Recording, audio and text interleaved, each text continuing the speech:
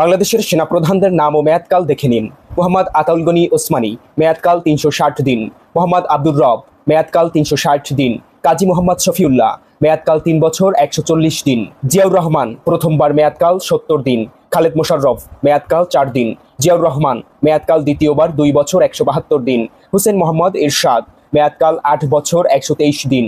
মোহাম্মদ আতিকুর রহমান, মেয়াদকাল ৩ বছর ৩৬৪ দিন। নূর উদ্দিন খান, মেয়াদকাল ৩ বছর ৩৬৪ দিন। আবু সালে মোহাম্মদ নাসিম, মেয়াদকাল ১ বছর ২৬২ দিন।